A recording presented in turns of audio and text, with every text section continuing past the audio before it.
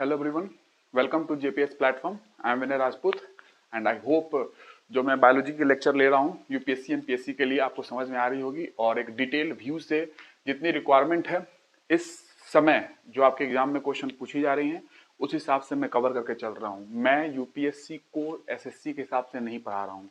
जो रिक्वायरमेंट आपके एग्जाम में है वैसा कंटेंट मैं आपको देने की कोशिश कर रहा हूँ, बिकॉज आपको मेंस भी लिखनी है। आपको मेंस लिखना है तो राइटिंग में आपको पता होना चाहिए, आपको इंटरव्यू देनी है तो ये सारी चीजें आपको ये काम आएगी जिस तरीके से मैं कंटेंट आपको दे रहा हूँ। ठीक है, एसएससी की एग्जाम होती है इससे रिलेटेड तो आपको फैक्ट्स वगैरह सीधा मैं सेल पे आ जाता। और जो चीज अभी आपको बता रहा हूँ, ये जैसे कि मैंने आपको बताया कि डिफरेंट जो ब्रांचेस हैं बायोलॉजी की, मैंने वायरस के बारे में बात की पिछले क्लासेस में, मॉलिकुलर बायोलॉजी में मैंने बात किया था, उसके माइक्रोबायोलॉजी में। उसके बाद थोड़ी थोड़ी ब्रांचेस और हैं जो नॉर्मल आपको जानकारी चाहिए, बिकॉज हर ब्रांच अपने आप में एक सब्जेक्ट है, हर ब्रांच अपने आप में एक ब्रॉड फील्ड है, बट उतनी जानकारी आपको नहीं चाहिए। एंटोमोलॉजी हो, इंसेक्ट की स्टडी करते हैं, कीटो की स्टडी करते हैं, ओफियोलॉजी हो, सर्पेंटोलॉजी के नाम से जानी जाती है, स्नेक्स की स्टडी करते हैं, सांपों की स्टडी करती हैं, पिसी कल्चर हो, वीटी कल्चर हो, वीनी कल्चर हो, फार्माकोलॉजी हो, फार्माकोग्नोसी हो, यूजेनिक्स हो, यूफेनिक्स हो, यूथेनिक्स हो, तो ऐसे हॉर्टिकल्चर हो, ऐसे बहुत सारे हैं। हाइड्रोपोनिक्स क्या है, तो ये टर्म से आप अवेयर हो जाओ कि कभी ये टर्म आपके एग्जाम में आ जाए तो आप क्वेश्चन कर लो। और जो छोटी छोटी जानकारियां इसमें है जो आपसे पूछी जा सकती है वो आपको पता रहे बस। उसके बाद हम लोग सेल पे आएंगे और तुरंत सेल के बाद लिमिटेड आपको सेल में कितना जानना है मैं उतना, और फिजियोलॉजी की बात करेंगे कि आपकी डाइजेस्टिव सिस्टम, पाचन क्रिया क्या है, उनसे रिलेटेड बात करते हुए फिर रेस्पिरेटरी सिस्टम, श्वसन क्रिया क्या है, जितनी आपकी एग्जाम में जरूरत है उतना मैं आपको बताते हुए निकल जाऊंगा। एक भी क्वेश्चन में भी मुझे नहीं लगता है कि मेरे पढ़ाने के बाद आपके एग्जाम में एक भी क्वेश्चन ऐसा आएगा जो आपसे नहीं बनेगा। अगर आप थिंकिंग डेवलप कर रहे हो, क्रिटिकल रीजनिंग, क्रिटिकल थिंकिंग आपकी डेवलप भी होनी चाहिए, बिकॉज जिस तरीके से मैं पढ़ा रहा हूँ क्वेश्चन अगर डायरेक्ट मेरे नोट से नहीं आए, मे बी चांसेस है, ऐसा तो नहीं है कि मैं पेपर देख के पढ़ा रहा हूँ ना, जो पेपर में पूछेंगे वही पढ़ा दो। तो आप हमारे कॉन्सेप्ट से, जिस तरीके से मैं पढ़ा रहा हूँ ना, आप ऑप्शन में ढूंढ पाओगे आंसर। ठीक है, तो यानी कि 100% सॉल्व कर सकते हो, ये मेरा एम है। इस तरीके से मैं पढ़ा रहा हूँ। ये सब्जेक्ट बायोलॉजी में तो आप सॉल्व करेंगे करोगे, और डिफरेंट सब्जेक्ट्स में ये चीजें काम आएंगी। जैसे कि आज मैं आपको एक एक झलक दिखलाऊंगा कि कहाँ आप बायोलॉजी यूज करोगे। आज मैं एक झलक दिखलाऊंगा। इनफैक्ट मैंने बताया भी है पिछले क्लासेस में कि ज्योग्राफी में बहुत यूज होती है बायो की। इन्वायरमेंट इकोलॉजी तो बायोलॉजी पे ही बेस है। जब तक बायोलॉजी नहीं समझोगे, इन्वायरमेंट, पर्यावरण, पारिस्थितिकी, आप नहीं समझ सकते हो। नहीं समझोगे, कितना भी समझ लो नहीं समझोगे। ठीक है, वो इकोटोन क्या है, वो इज इफेक्ट क्या है, एज इफेक्ट क्या है, वो इकोक्लाइन क्या है, वो इकोटोप क्या है, वो इको रीजन क्या है, इकोलॉजिकल पिरामिड क्या है, पिरामिड्स नंबर के क्या है, बायोमास के क्या है, तो ये समझ रहे हो ना, एनर्जी की पिरामिड्स क्या है, फूड वेब क्या है, फूड चेन क्या है, ये सारी कॉन्सेप्ट अगर आपको समझना है, इकेसिस क्या है, इकोलॉजिकल सक्सेशन क्या है, प्राइमरी सक्सेशन क्या है, सेकेंडरी सक्सेशन क्या है, टर्शियरी सक्सेशन क्या है, तो उसमें बहुत सारे सक्सेशन आपको पढ़ने पड़ेंगे। तो ये सक्सेशन समझना है तो आपको पता होना चाहिए। इनफैक्ट उसमें तो ज्योग्राफी की भी जरूरत पड़ेगी, बट बायो अगर आपको क्लियर है तो आप समझ जाओगे। पाइनियर स्पीसीज क्या होते हैं, लाइकेन, लाइकेन आपने नाम सुना होगा, तो पाइनियर स्पीसीज की वहां पे इकोलॉजिकल सक्सेशन जब हम लोग पढ़ेंगे तो वहां पर हम लोग इसको पाइनियर स्पीसीज को लेके आएंगे। तो ये चीजें आपको बायोलॉजी के आधार भी समझ में आएंगी। इनफैक्ट क्लाइमेट चेंज का प्रभाव, अगर आप सिर्फ और सिर्फ आप ऐसा समझ रहे हो कि ओशियंस का लेवल बढ़ेगा, तो ओशियंस की लेवल बढ़ेगी, कोई दिक्कत नहीं है। ठीक है, सब डूबेंगे, लो लाइंग एरियाज डूब जाएंगी, लेकिन लाइफ पे उसका प्रभाव क्या होगा, क्लाइमेट चेंज का प्रभाव लाइफ पे क्या है। तो लाइफ पे प्रभाव कब समझोगे, जब लाइफ के बारे में जानोगे, तभी तो प्रभाव समझ पाओगे ना, तभी तो राइट कर पाओगे। क्योंकि हर एस्पेक्ट अगर कवर नहीं करोगे एग्जामिनेशन में, मेंस में, तो नंबर उतने नहीं मिलेंगे आपको। हर पहलू उससे रिलेटेड जो हो सकती है आपको टच करना पड़ेगा, एग्जाम में राइट करना पड़ेगा, तब जाके एग्जामिनर आपको नंबर देगा। और हर पहलू तभी टच कर पाओगे जब एक कॉम्प्रिहेंसिव स्टडी करोगे, एक ब्रॉड व्यू में स्टडी करोगे। लिंकिंग आपको हर सब्जेक्ट से लेके रखनी पड़ेगी, इसलिए मैंने उस हिसाब से आपको बताया है। जल्दीबाजी में मत रहना, क्योंकि अगर जल्दी करोगे तो मैं 7 से 8 दिन में कंप्लीट कर सकता हूँ बायोलॉजी। 7 से 8 दिन में आपकी बायोलॉजी उतनी लेवल की नहीं है, और मैं फास्ट करके समझा भी दूंगा सारा, लेकिन थोड़ा सा अगर एक्सटेंड करके पढ़ाऊंगा तो आपको समझ में भी आएगी और क्वेश्चन सॉल्व भी होगी। क्योंकि मैं सॉल्व कराऊंगा क्वेश्चन, पहले कंप्लीट करते जाए, उसके बाद क्वेश्चन लेके आऊंगा। यूपीपीसीएस, एमपीपीसीएस, यूपीएससी में नॉर्मली सेल से रिलेटेड क्वेश्चन पूछे गए थे। सेल में, प्लांट सेल, एनिमल सेल में डिफरेंस पूछा गया था। उसके बाद डिजीज से क्वेश्चन वो लोग पूछते हैं। मल्टी ड्रग रेजिस्टेंस टीबी क्या है, एमडी और मल्टी ड्रग रेजिस्टेंस टीबी क्या है, तो टीबी से रिलेटेड वो लोग पूछ लेते हैं क्वेश्चन। कभी कभी अलग टाइप के टर्म्स भी, जैसे कि वो लोग पॉलिनेशन पे पूछ लेते हैं। परागकण होते हैं ना, परागकण, पॉलिनेटर्स जो होते हैं, पराग क्रिया, जो पॉलन ग्रेन्स होते हैं, पॉलिनेशन क्या है, ये चीजों पे क्वेश्चन पूछ लेते हैं, तो इनको पढ़ना पड़ेगा आपको, ठीक है। तो पोमोलॉजी पढ़ोगे फ्रूट्स के बारे में, पोमोलॉजी की ब्रांच, उसमें नॉर्मल फ्रूट्स के बारे में, ट्रू फ्रूट्स क्या है, फॉल्स फ्रूट क्या है, इनके बारे में, थैलेमस क्या होता है, स्टिग्मा क्या है, स्टाइल क्या है, ओवरी क्या है, ओव्यूल क्या है ना, एंथर क्या है, ये चीज आपको, स्टेमेन क्या है, एंड्रोसियम क्या है, गाइनोसियम क्या है, ये चीज आपको पता होना चाहिए, तब जाके आप ये समझ पाओगे पॉलिनेशन। और जब अखबारों में निकलती है, इश्तिहार निकलती है, उसमें आप न्यूज़पेपर में देखते हो कोई ऐसी एनिमल है पॉलिनेशन का रोल निभा रहा है, वो तो आपने सुना भी होगा कि अगर पॉलिनेटर्स खत्म हो जाए तो भूखमरी आ जाएगी दुनिया में। अगर पॉलिनेटर खत्म हो जाए, पॉलिनेटर एनिमल भी हो सकते हैं, इंसेक्ट भी हो सकते हैं, चींटी मक्खी कुछ भी हो सकती है। क्या है पॉलिनेशन, मैं समझाऊंगा, तब आप इस बात को अच्छे से समझ पाओगे। इसलिए एक कॉम्प्रिहेंसिव स्टडी जरूरत है। तो मैंने वायरस की जो लास्ट क्लास मैंने बताई थी, उसमें वायरस में मैं थोड़ा सा आज लिंक करके और आगे बढ़ा देता हूं, क्योंकि कुछ लोगों ने बोला कि जो आपने इकोनॉमिक इंपॉर्टेंस बताई है वायरस की, बेनिफिट्स बताइए कि मानवता के लिए क्या बेनिफिट्स है, आप बेनिफिट्स ही खोजोगे ना कि हमारे लिए क्या बेनिफिट्स है। तो वायरस क्या बेनिफिट्स दे सकते हैं? हाँ, वायरस जितना आपको डिजीज पता है ना कि बीमारी करते हैं कोरोना वायरस, तो उससे कई गुना वो फायदेमंद भी है ना वायरस। तो क्या फायदा है आपको बताऊंगा, क्योंकि मैंने बताया है कि जितने वायरस आप जानते हो कि बीमारी फैलाते हैं, चाहे पोलियो हो, चाहे वो कोरोना वायरस हो, चाहे चिकनगुनिया हो, चाहे येलो फीवर हो, डेंगू हो, जितने भी हैं ये वायरस बीमारी फैलाते हैं, लेकिन बॉडी में, आपके शरीर में इतने वायरस और भी हैं अंदर जो बीमारी नहीं करते हैं, आपको हार्म नहीं करते हैं, आपको हानि नहीं पहुंचाते हैं, ठीक है। वैसे भी वायरस होते हैं, ठीक है। तो हर वायरस खराब नहीं होते हैं, आपके अंदर ऐसे भी वायरस है जो आपके काम के हैं, इनफैक्ट काम के हैं। कैसे काम के, इकोनॉमिक इंपॉर्टेंस क्या है उसकी, आर्थिक महत्व क्या है वायरस का, विषाणुओं का, वो हम डील करेंगे। तो वायरस मैंने क्या बताया था, कभी आपको वायरस लिखना हो, वायरस के बारे में जानकारी लिखनी होगी, तो वायरस की डेफिनेशन कोट जरूर करेंगे, वहां पे डेफिनेशन कोट करना बहुत जरूरी है। तो क्या है वायरस, इन्फेक्शियस है, यस इन्फेक्शन करता है। कोरोना में आपने देखा इन्फेक्शन एक दूसरे से हो रही है।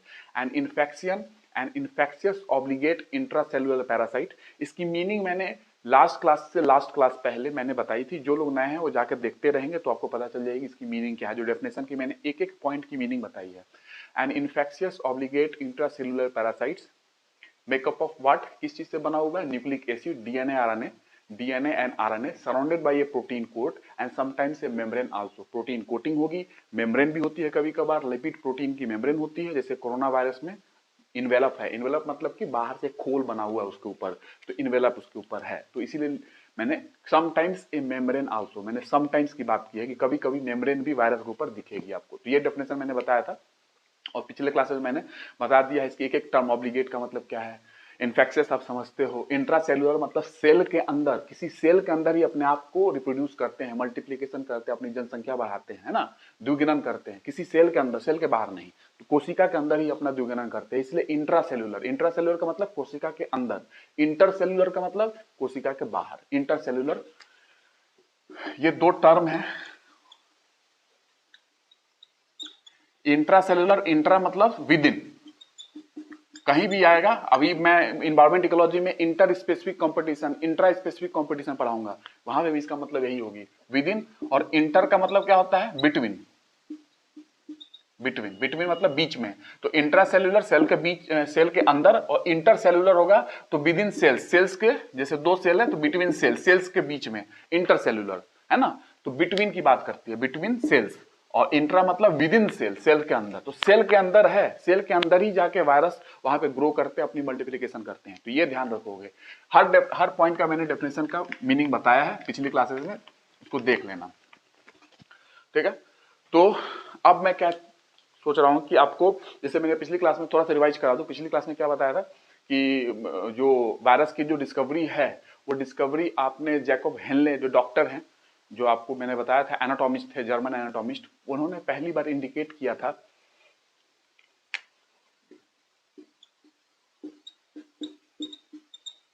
जैकब हेनले ने पहली बार, ये जर्मन एनाटॉमिस्ट थे, जर्मन एनाटॉमिस्ट। एनाटॉमिस्ट क्या होता है, एनाटॉमी क्या होता है, स्टडी ऑफ इंटरनल ऑर्गन। अंदर के जो ऑर्गन्स होते हैं अंग, उनकी स्टडी जो करते हैं और जो उसके डॉक्टर होते हैं उनको एनाटॉमिस्ट बोलते हैं, और इस ब्रांच को एनाटॉमी बोलते हैं। ठीक है, तो आंतरिक जो बॉडी के पार्ट्स है उसकी स्टडी। एक अकारिकी होती है मॉर्फोलॉजी, वो बाहर की फीचर्स जो होती है ना हमारी बाहरी, उसको अध्ययन करती है मॉर्फोलॉजी। और एनाटॉमी इंटरनल ऑर्गन्स की बात स्टडी करती है, इंटरनल फीचर्स की स्टडी करती है एनाटॉमी, और जो इसके स्टडी करते हैं वो एनाटॉमिस्ट कहलाते हैं। तो जर्मन एनाटॉमिस्ट थे जैकोब हेनले, और इन्होंने पहली बार ये इंडिकेट किया था कि कुछ इन्फेक्शियस एजेंट हैं, इन्फेक्शन करने वाले कारक हैं, और वो कारक ऐसे हैं कि आपको नॉर्मली वो आई से नहीं दिखेंगे, वो इतने छोटे हैं कि उनके लिए आपको लाइट माइक्रोस्कोप की जरूरत पड़ेगी, माइक्रोस्कोप, लाइट माइक्रोस्कोप की जरूरत पड़ेगी। बट क्योंकि जो प्रेजेंट कम्युनिटी है, जो साइंटिफिक सोसाइटी है, प्रेजेंट साइंटिफिक सोसाइटी जो है वो इस बात को नहीं मानी, क्योंकि इनके पास डायरेक्ट एविडेंसेस नहीं थे इस बात को प्रूफ करने के लिए कि इन्फेक्शियस एजेंट है जो मैं बोल रहा हूं। तो ये डायरेक्ट एविडेंस नहीं होने के कारण साइंटिफिक कम्युनिटी ने इस बात पे ज्यादा ध्यान नहीं दिया, और ये बात दबी रह गई। इनकी जो बात कही गई थी इन्फेक्शियस एजेंट होते हैं जो कि लाइट माइक्रोस्कोप के अंदर दिखते हैं, जो कि एक वायरस का ही इंडिकेशन था। ठीक है, इनके नाम से मैंने हेनले लूप भी बताया था, किडनी के अंदर हेनले लूप होती है। ध्यान रखो, कभी क्वेश्चन आ जाएगा हेनले लूप कहाँ है, कब पूछ देंगे कोई नहीं जानता है। हेनले लूप कहाँ है, किडनी के अंदर है ये। ठीक है, विद इन किडनी आपको क्वेश्चन आएगा। ठीक है, किडनी के अंदर मिल जाएगी, कहाँ है, नेफ्रॉन उफ्रॉन। ठीक है, किडनी पर ध्यान रखना, आपसे इतना ही पूछा जाएगा। ठीक है, तो इसके बाद इसी दौरान 3 ऐसे साइंटिस्ट थे इसी टाइम के दौरान, तो 19वीं सेंचुरी की बात है ये। इसी दौरान 3 ऐसे साइंटिस्ट थे जो एक कॉर्नर स्टोर और फाउंडिंग स्टोन का काम कर रहे थे एक तरीके से मेडिकल साइंस का। और वो 3 साइंटिस्ट की मैंने नाम आपको बहुत बार बताया है, Lewis pasture, Robert Koch and Joseph Lister. मैंने तीनों का नाम पिछली क्लास में बताया था, और इनका जिक्र मैं 2-3 क्लास से करते आ रहा हूँ। ठीक है, इन्होंने कुछ ऐसा काम किया कि मेडिकल साइंस में कुछ बढ़ावा हुआ, मेडिकल साइंस के कॉर्नर स्टोन, एक फाउंडिंग स्टोन का काम किया इनका वर्क जो उन्होंने किया। तीनों का काम मैंने बताया आपको पिछली क्लास में। ठीक है, Joseph Lister, Lewis pasture, Robert Koch. ठीक है, उसके बाद मैंने बताया कि अब जहां समय आती है 1886 के आसपास की समय है, जिस समय आपको एक एडोल्फ मेयर एक एग्रीकल्चरिस्ट थे, केमिस्ट भी थे, वो एग्रीकल्चर से रिलेटेड भी थे, केमिस्ट भी थे। ठीक है, उन्होंने क्या देखा कि एक टोबैको मोज़ेक वायरस से ग्रसित एक टोबैको का प्लांट, मैंने पिछली क्लास में बताया था कि टोबैको का जो पत्ते होते हैं, ठीक है, टोबैको के पट्टे पे मोजेक हो चुके थे, दाग धब्बे, लाइट एंड ब्राइट स्पॉट्स पड़े हुए थे, धब्बे वगैरह थे, उनको ये दिखा। तो उन्होंने क्या किया कि इसके लिए उन्होंने थोड़ा सा एक्सपेरिमेंट किया। ये बात कर रहा हूं मैं किसका, मेयर का मैंने पिछली क्लास में बात किया था आपसे। 1886 के आसपास का टाइमिंग है। तो उन्होंने एक पेपर फिल्टर, उस समय चैम्बरलिन का फिल्टर नहीं आया था, इस समय इन्होंने पेपर फिल्टर का यूज किया। नॉर्मली जो रस होते थे ना पौधे से, उससे उन्होंने इन्फेक्शन करने की कोशिश की। तो इन्फेक्शन हुआ, तो इन्होंने बोला कि ये एक बैक्टीरिया है, स्मॉल बैक्टीरिया, एक बैक्टीरिया है। इनसे यही गलती हो चुकी थी कि ये बैक्टीरिया मान लिए थे, जबकि ये कारक क्या है, वायरस था, टोबैको मोज़ेक डिजीज। टोबैको के प्लांट होते हैं ना, मैंने पिछली क्लास में बहुत जोर दे के बोला इस पे, टोबैको का, है ना, तंबाकू के पौधे में ये बीमारी थी, उसके जो पत्ते हुआ करते थे उसमें मोज़ेक जो है ना, लाइट और ब्राइट स्पॉट्स, उस पे धब्बे वगैरह पड़ते थे। ठीक है, वायरस की इंफेक्शन के कारण, जिस वायरस का नाम है tobacco mosaic virus, TMV, tobacco, इसी वायरस का इंफेक्शन इस टोबैको प्लांट पे हुआ करता था उस समय। टोबैको मोज़ेक मतलब क्या होता है, दाग धब्बे, है ना, धब्बे टाइप के, है ना, अलग अलग धब्बे धब्बे दिख रहे हैं पत्ते पे, तो मोज़ेक बोलते हैं। टोबैको मोज़ेक वायरस, ये वायरस का यहां से जिक्र है, जो आपका मैंने बताया एडोल्फ मेयर। लेकिन इन्होंने वायरस नहीं बोला था, इन्होंने बोला था कि बैक्टीरिया, यही गलती हो गई थी इनसे। फिर बाद में चैम्बरलैंड और लुईस पास्चर, ये दोनों लोग काम कर रहे थे। तो चैम्बरलैंड ने एक बनाया था अपना पोर्सिलिन का क्या बनाया था, फिल्टर। किस लिए बनाया था, मैंने पिछली क्लास में आपसे बताया था, वो बैक्टीरिया को छानने के लिए, बैक्टीरिया को पानी से छानने के लिए, मतलब कि बैक्टीरिया को पानी को बैक्टीरिया रहित करने के लिए, पानी में जो बैक्टीरिया है, जीवाणु है, जो बीमारी कर सकते हैं, उसको फिल्टर से छान के निकालना, ताकि पानी स्वस्थ हो जाए। तो मैं आपको वो फिल्टर दिखाता हूं, कौन सा फिल्टर था वो। ठीक है, वो पोर्सिलिन का फिल्टर, चीनी मिट्टी समझते हो ना, चीनी मिट्टी, वही पोर्सिलिन फिल्टर बनाए थे उन्होंने, चैम्बरलैंड पास्चर फिल्टर के नाम से भी जाना जाता है और चैम्बरलेन फिल्टर के नाम से भी जाना जाता है। वो फिल्टर बनाई गई थी, ये है फिल्टर, ये चीनी मिट्टी की फिल्टर है। यही फिल्टर देखो नाम लिखा भी है उस पर, germ proof filter Pasteur and Chamberland, Chicago में रखा गया है म्यूजियम में वहां पे ये, ठीक है। तो ये चीनी मिट्टी का पोर्सिलिन का फिल्टर था ये फिल्टर पहली बार बनी तो चैम्बरलैंड और लुईस पास्चर के द्वारा। तो ये फिल्टर में लुईस पास्चर ने ऐसा किया कि वो रेबीज पे काम कर रहे थे, तो रेबीज का जो वायरस था ना इस फिल्टर से वो निकल जा रहा था। रेबीज का जो वायरस था वो इस फिल्टर से निकल गया। तो क्या हुआ कि इनको लगा कि ये बैक्टीरिया फिल्टर है तो बैक्टीरिया छानेगा, तो बैक्टीरिया छानेगा, जो पानी निकलेगी उसमें बैक्टीरिया नहीं रहेगा। तो इनको लगा कि जो इसमें से निकल गया ना रेबीज का वायरस, लुईस पास्चर को ऐसा लगा था कि ये वायरस नहीं, स्मॉल बैक्टीरिया, छोटा बैक्टीरिया जो कि इस फिल्टर से भी पास हो गया। उनसे भी यही बात हो गई थी, उन्होंने स्मॉल बैक्टीरिया ही बोल दिया था लुईस पास्चर ने रेबीज वायरस को, क्योंकि रेबीज का वायरस इस फिल्टर से पास कर गया था। तो उन्होंने बोला कि ये बैक्टीरिया है ना वो बहुत छोटा बैक्टीरिया है, एक्चुअली वायरस था। बाद में धीरे धीरे मैंने बताया था कि अर्नस्ट रस्का ने इलेक्ट्रॉन माइक्रोस्कोप की खोज की थी, तब जाके वायरस के बारे में अच्छे से पता चल पाया था, ठीक है।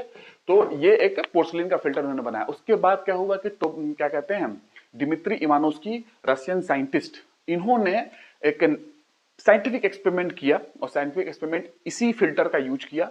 ये लिया पौधा टोबैको का, तंबाकू का, इस पौधों का बनाया जूस, रस बनाया, उस रस को इसी फिल्टर से छाना तो क्या होगा कि फिल्टर में जब छानोगे तो बैक्टीरिया फिल्टर है, जीवाणु को छान लेगा, जो रस निकलेगी उसमें जीवाणु नहीं होगा, ठीक है। तो वो रस को फिर जो स्वस्थ पौधे थे उस पौधे पे डाला, तो स्वस्थ पौधे को फिर से बीमारी हो गई। तो इनको लगा कि ये तो बैक्टीरिया फिल्टर छन चुका है तो इसमें बैक्टीरिया तो हो नहीं सकता है। ये बात है दिमित्री इवानोस्की की, ठीक है। तो इनको लगा कि ये जो है इसमें कुछ ऐसा ये कारक है जो बीमारी कर रहा है, ठीक है। लेकिन उस समय तक, इनके समय तक भी, इवानोस्की के समय तक भी ऐसा माना जाता था कि ये एक लिक्विड है जिसके अंदर पॉइजन है ना, इन्फेक्शियस लिक्विड है एक तरीके का, है ना। तो वायरस को एक लिक्विड की तरह माना जाता था, ठीक है, क्योंकि माइक्रोस्कोप थे नहीं कि देख लो कि भाई इसके अंदर कोई कारक है लिक्विड के अंदर, इस रस के अंदर जो वायरस है। तो माना जाता था कि ये लिक्विड है जो विष की तरह है, किसी पे भी डाल दोगे ना पौधे वगैरह पे तो बीमारी उसको कर देगा, ऐसा मानना था। बाद में धीरे धीरे चलते गए तो मैंने बताया था कि बाद में अर्नस्ट रस्का वगैरह आया, जब उनका इलेक्ट्रॉन माइक्रोस्कोप वगैरह आया तो बाद में इसको क्लियर किया गया कि नहीं नहीं भैया, इस जो लिक्विड है ना, ये लिक्विड जो ये रस है ना पौधे का, टोबैको मोजेक वायरस का जो आप पौधे का रस बनाए हो, ये रस में एक्चुअली वायरस है।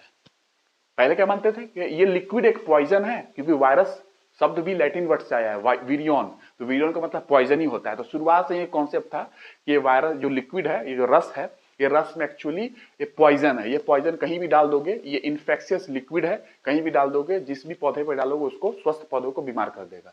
बाद में पता चला कि इस रस में जो पॉइजन बोल रहे हो, जिस रस को, जिसको इन्फेक्शियस फ्लूइड बोल रहे हो, वो रस में एक्चुअली वायरस है, जो टोबैको मोजेक वायरस था, जो कि इस पे डिजीज कर रहा था, बीमारी कर रहा था, टोबैको मोजेक डिजीज, है ना, जो कि इस पे स्पॉट्स वगैरह बन रहे थे पत्ते पे। और जब स्पॉट्स बनेंगे तो टोबैको की क्वालिटी खराब हो जाएगी, तो कोई इसको खरीदेगा नहीं। तो ये सब प्रॉब्लम थी उस समय।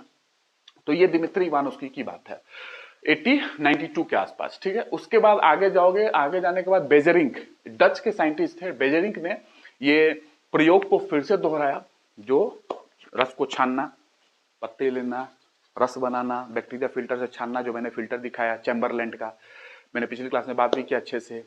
और उस फिल्टर से फिर जाके पूरे पौधे पे, स्वस्थ पौधे पे ट्राई करना। तो स्वस्थ पौधे बीमार पड़ जा रहे थे, तो उन्होंने बोला कि हाँ, जो क्षनित है, जो आपने बैक्टीरिया फिल्टर से छाना है, ये क्षनित में अभी भी संक्रमण करने की क्षमता है और इसमें कुछ ऐसा चीज है जो बीमारी कर रहा है, ठीक है। इस समय तक भी यही माना जाता था, बेजरिंग के समय तक भी डच साइंटिस्ट है कि ये क्षनित एक पॉइजन है, एक ऐसा लिक्विड है जो पॉइजन की तरह है, किसी भी डाल दोगे ना बीमार कर देगा स्वस्थ पौधों को, ठीक है।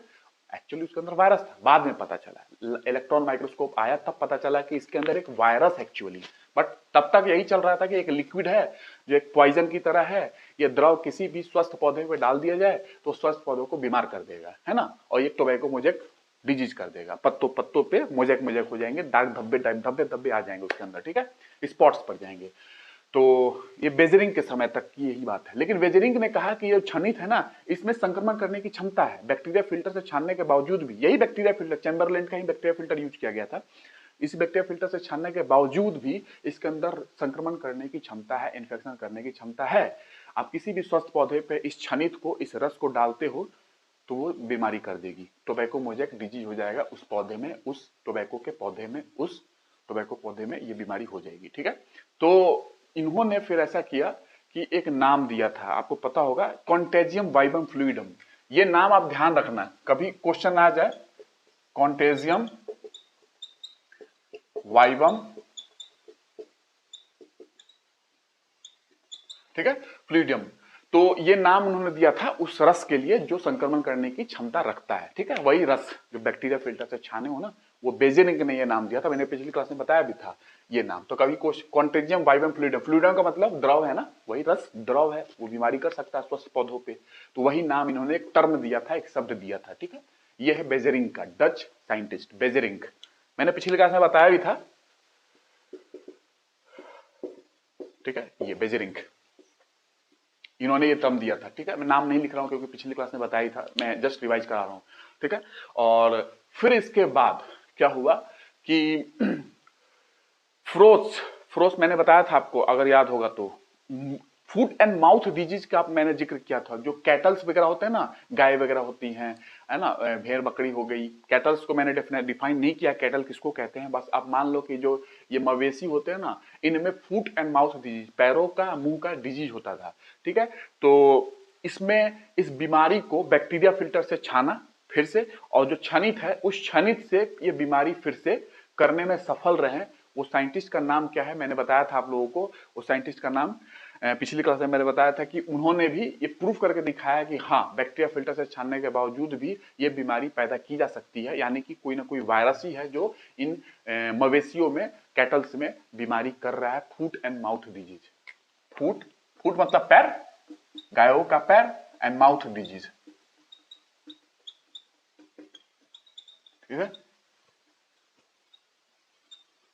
ठीक है, तो ये पता चला था पहली बार कि ये डिजीज यहाँ पे लोफलर एंड फ्रोच के द्वारा ये बताई गई थी। मैंने पिछली क्लास में बताया था लोफलर,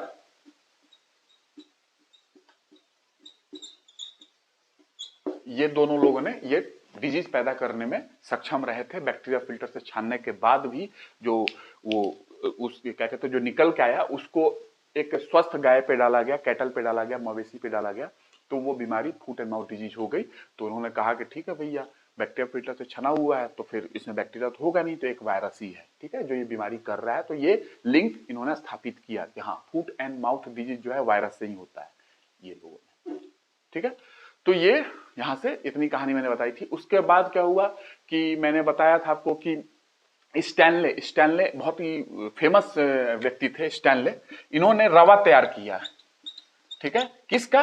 टोबैको मोजेक वायरस का। इसी वायरस का उन्होंने रवा तैयार किया था। रवा, रवा मतलब क्रिस्टल तैयार किया था। क्रिस्टल का मतलब एक क्रिस्टल जैसे गोली होता है ना, हार्ड जो खेलते हैं ऐसे गांव में, उस टाइप का मान लो, उसके अंदर थाउजेंड्स ऑफ, लाखों करोड़ों वायरस हो सकते हैं। ठीक है, डिपेंड करता है, उसके अंदर बहुत सारे वायरस हो सकते हैं। ठीक है, और प्यूरिफाई फॉर्म में हो सकते हैं।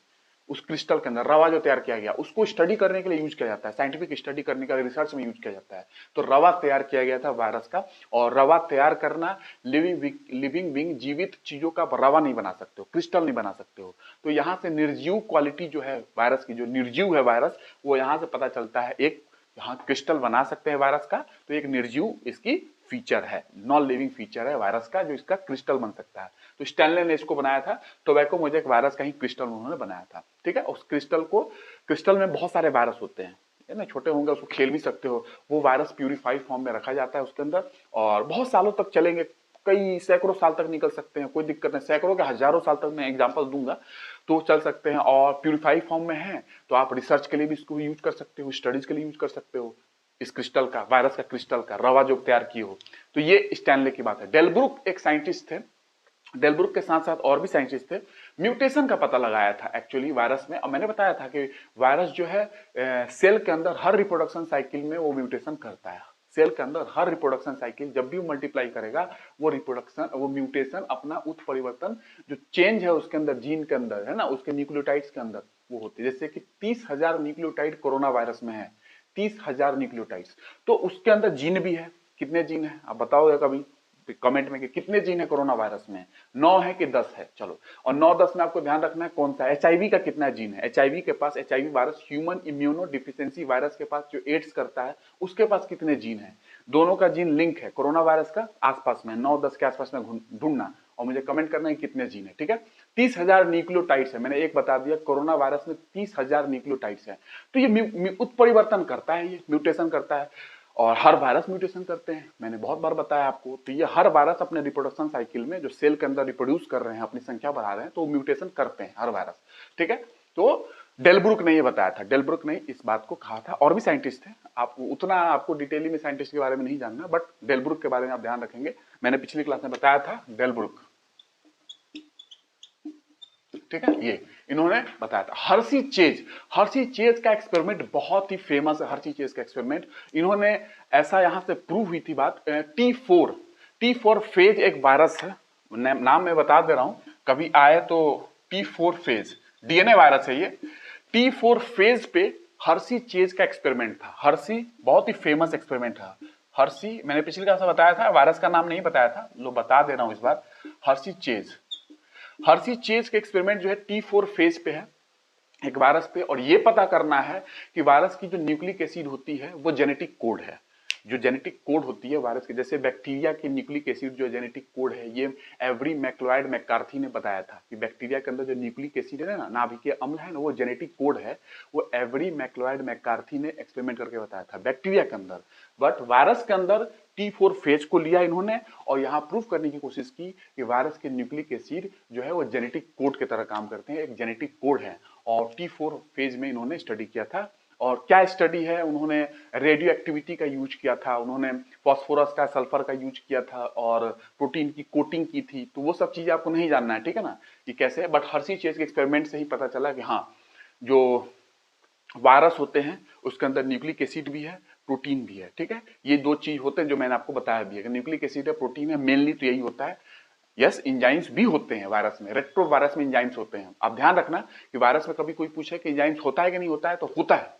रेट्रो वायरस में, जैसे एचआईवी वायरस है, उसमें इंजाइम्स भी मिलेंगे। ठीक है, तो रिवर्स ट्रांसक्रिप्टेज नाम के एंजाइम होते हैं। मैं धीरे धीरे आपको उस लेवल पे लेके जाऊंगा जितने आपकी जानकारी है, एकदम से मैं आपको लोड नहीं कर रहा हूं अलग अलग शब्द बता बता के। ठीक है, तो रिवर्स ट्रांसक्रिप्टेज एंजाइम होते हैं वायरस के अंदर, यानी आपसे कोई पूछे कि वायरस के अंदर एंजाइम होता है, तो आप बोलोगे हाँ, कुछ ऐसे वायरस हैं जिसके अंदर एंजाइम्स भी पाए जाते हैं, प्रोटीन भी है, न्यूक्लिक एसिड भी है, एंजाइम भी है। वो एंजाइम है रेट्रोवायरस के अंदर। रेट्रोवायरस के अंदर आपको एंजाइम मिलते हैं, जैसे एचआईवी का वायरस रेट्रोवायरस है। ठीक है, तो अब इतना ध्यान रखोगे, एंजाइम्स भी होते हैं, कभी नकारना मत कि एंजाइम कोई बोल दे कि तो आप पढ़ लिए कि न्यूक्लिक एसिड प्रोटीन है, नहीं तो एंजाइम होगा नहीं।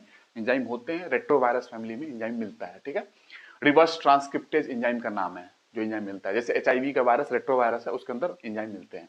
तो ये है हर्सी चेज का एक्सपेरिमेंट। हर्सी चेज ने ये बताया था कि आपको ये एक्सपेरिमेंट करके कि जो न्यूक्लिक एसिड है, न्यूक्लिक एसिड वो जेनेटिक कोड की तरह है, और वही एक जनरेशन से दूसरे जनरेशन में न्यूक्लिक एसिड का जो म्यूटेशन होते हैं वो जाते हैं। जो म्यूटेशन न्यूक्लिक एसिड में होगा ना, म्यूटेशन किसमें होगा, जेनेटिक कोड जो है न्यूक्लिक एसिड उसी में होगा ना। तो इन्होंने एक्सपेरिमेंट करके बताया था कि जो वायरस का न्यूक्लिक एसिड है वो एक जेनेटिक कोड है। ठीक है, जैसे हम लोग, जैसे बैक्टीरिया के अंदर बताया था एवरी मैक्लोइड मैकार्थी ने, मैंने इसकी भी जिक्र कुछ क्लास पहले क्लासेस में की है, एवरी मैक्लोइड मैकार्थी की।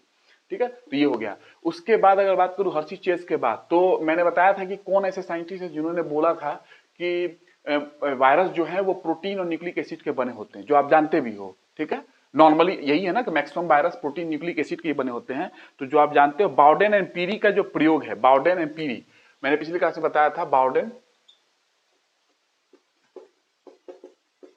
इनके एक्सपेरिमेंट से पता चलता है कि जो वायरस होते हैं वो न्यूक्लिक एसिड प्रोटीन के बने होते हैं। ठीक है, जो आप जानते भी हो। ठीक है, और एंजाइम्स भी होते हैं, मैंने बताया रेट्रोवायरस फैमिली में एंजाइम्स आपको मिलेंगे। रेट्रोवायरस की जब बात हो तो आप समझ जाना कि एंजाइम्स इसमें होते हैं। रेट्रोवायरस जैसे एचआईवी का वायरस है।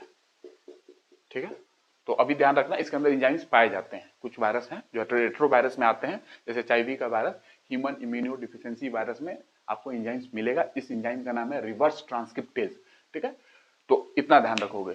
ठीक है, अब मैं आगे ये सब नोट कर लो, क्योंकि मुझे पिछली क्लास में बताया था, कुछ आपको मैंने आगे बढ़ा के बता दिया कि हाँ आपको और क्या जानना जरूरी है। ठीक है, और phase virus, T4 phase virus में इन्होंने स्टडी किया था। और भी है, फ्रैंकलिन कॉनराड की भी स्टडी है, Franklin Conrad tobacco mosaic virus. इसी वायरस पे फ्रैंकलिन एंड कॉनराड ने भी स्टडी किया था और वहां से भी फिर बताने की कोशिश की गई थी, बट आप उतना ध्यान ना रखें। और गियरर और श्रैम, मैंने पिछली क्लास में बताया था, तो गियरर और श्रैम की और फ्रैंकलिन कॉनराड दोनों की स्टडी मानी जाती है कि एक ही टाइप की है।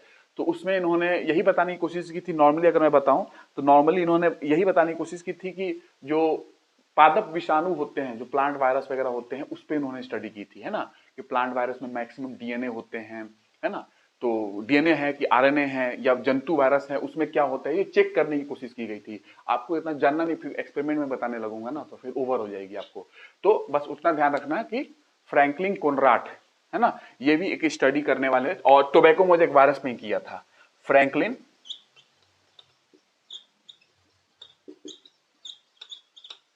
ठीक है, इन्होंने, ठीक है। और इनके साथ में स्टडी का नाम इनका भी आता है, गियरर श्रैम। तो टोबैको मोजेक वायरस पे, प्लांट के वायरस पे उन्होंने स्टडी किया था, और जो कि टोबैको मोजेक वायरस ही था। तो ये आप ध्यान रखना, ये भी एक्सपेरिमेंट है, हर्षी चेज का जैसे एक्सपेरिमेंट है ना, वैसे इनका भी एक्सपेरिमेंट था। और वायरस की ही वही बात की जा रही थी कि न्यूक्लिक एसिड क्या है, डीएनए आरएनए है, और किसमें इन्फेक्शन की कैपेबिलिटी होती है, कौन इन्फेक्शन करता है। मैंने पिछली क्लास में बताया था कि कौन है जो इन्फेक्शन करता है, तो वो बाद में पता चला था कि हर्षी चेज के एक्सपेरिमेंट से ही पता चला था, हर्षी चेज के एक्सपेरिमेंट से ही पता चला था कि हाँ, प्रोटीन के पास संक्रमण करने की क्षमता नहीं होती है वायरस के, न्यूक्लिक एसिड के पास होती है, जो आप जानते भी हो। कोई भी वायरस जब किसी बॉडी पे, सेल पे जाता है ना, आपकी बॉडी पे अटैच होगा, सेल पे अटैच होगा, तो अपना nucleic acid, maximum nucleic acid ही वो डालते हैं शरीर के अंदर, सेल के अंदर। कभी कभी प्रोटीन भी डाल देते हैं, बट आप उतना ध्यान नहीं रखेंगे, न्यूक्लिक एसिड ही मैक्सिमम डालते हैं वो लोग, ठीक है, किसी भी होस्ट के अंदर जिसके अंदर वो अंदर एंट्री कर रहे हैं। जैसे हमारे अंदर जाएंगे, हमारे अंदर तो सेल के अंदर वो क्या डालेंगे, सेल के अंदर वो अपना न्यूक्लिक एसिड ही डालते हैं, वही इन्फेक्शन करता है, ठीक है। वही उसकी संख्या बढ़ेगी, प्रोटीन बनेगा, दोनों की असेंबली होगी, फिर 4 के वायरस सेल को बाहर निकल जाएगा, फिर दूसरे सेल में जाएगा, उसमें अपना न्यूक्लिक एसिड डालेगा, फिर वो न्यूक्लिक एसिड मल्टीप्लीकेशन होगी, प्रोटीन बनेगा जिसका प्रोटीन कोटिंग है, फिर दोनों असेंबली होगी, असेंबली होती है वहां पे, पहले ये एलिमेंट्स बनते हैं, एक बन गया न्यूक्लिक एसिड, प्रोटीन बन गया, ये दोनों असेंबल होंगे, उसके बाद असेंबल होकर वायरस बन गया न्यूक्लिक एसिड प्रोटीन से, उसके बाद सेल को फोड़ के बाहर निकल जाएगा, फिर दूसरे सेल में घुस जाएगा, ऐसे वो पूरा पूरा इन्फेक्शन फैला देता है, ठीक है। मैंने नॉर्मली हिंट भी किया था, और पूरी जानकारी नहीं चाहिए आपको, इतना भी बता रहा हूं, इतना भी लोग मैक्सिमम नहीं बताते हैं यूपीएससी लेवल पे, ठीक है। और जरूरत होगी तो मैं बता भी दूंगा आगे चल के, बट अभी मुझे लगता है कि इतनी जरूरत नहीं है आपको, आपके एग्जाम के हिसाब से। तो ये नोट कर लो आप, इतना आपके लिए। ये पिछली क्लास में मैंने बताया था इस सारी चीजों को रिवाइज करा दिया, क्योंकि ये इतने टर्म्स है ना, ये जब तक अच्छे से नहीं समझोगे ना, याद ही नहीं होंगे, ठीक है। और समझा रहा हूं मैं, एक एक चीज को हिस्ट्री से बताया हूं लिंक करके कहानी के तौर पे, ताकि आपको समझ में आए, ठीक है। अदरवाइज अगर मैं डायरेक्ट लिखते जाऊं ना, तो शायद आप पढ़ोगे भी नहीं दोबारा, कॉपी उठा के, यार क्या पता कितने चीजें बताया, अभी याद आ जाएंगी आपको कि हाँ मैंने लिंक किया है सब चीज को, एक कहानी के तौर पे जैसे जैसे डेवलप हुई है मैंने वो। और ये चैम्बरलैंड का वो फिल्टर ही है जो यहाँ से सब चीजें स्टार्ट होती है, चैम्बरलैंड की, वही जो मैंने फिल्टर दिखाया था ना आपको, पोर्सिलिन वाली, चीनी मिट्टी वाली, यही फिल्टर है जहां से पहली बार स्टडी दिमित्री इवानोस्की ने किया था। मैंने कहानी बताई दिमित्री इवानोस्की की, दिमित्री इवानोस्की ने ही पहली बार इस चैम्बरलैंड फिल्टर का यूज किया था। और जो मेयर साहब है, मेयर साहब मैंने जो स्टार्टिंग बताया था, है ना, उन्होंने पेपर फिल्टर का यूज किया था, नॉर्मली इस फिल्टर का यूज नहीं किया था, नॉर्मली यहां से इस फिल्टर का यूज किया गया है, चैम्बरलैंड के फिल्टर का दिमित्री इवानोस्की ने यूज किया। इसके बाद बेजेनिंग का नाम मैंने बताया, डच साइंटिस्ट, ये है रशियन साइंटिस्ट, बेजेनिंग ने किया। बेजेनिंग करने के बाद मैंने पूरे लोगों का बताया, फिर से रिपीट करने की कोई मतलब नहीं है, ठीक है। तो ये फिल्टर है चैम्बरलैंड फिल्टर या चैम्बरलैंड पास्चर फिल्टर, क्योंकि चैम्बरलैंड के साथ ही लुईस पास्चर काम करते थे, और लुईस पास्चर रेबीज वायरस पे काम कर रहे थे, तो रेबीज वायरस इस फिल्टर से पास कर गया था। तो लुईस पास्चर को लगा नहीं नहीं ये तो स्मॉल बैक्टीरिया है, रेबीज वायरस को बोल दिया, क्योंकि इस फिल्टर से पास कर गया, ये बैक्टीरिया फिल्टर था, तो इस फिल्टर से जो पास कर गया उनको लगा कि इसका मतलब बैक्टीरिया जो है वो और छोटा है, तो स्मॉल बैक्टीरिया बोला गया था इनके द्वारा, लुईस पास्चर के द्वारा रेबीज वायरस को। बाद में फिर उनको लगा था कि स्मॉल बैक्टीरिया है, लेकिन बाद में क्लियर हुआ कि हाँ वो रेबीज का वायरस है, रेप्डो वायरस, मैंने बताया था रेबीज में आपको।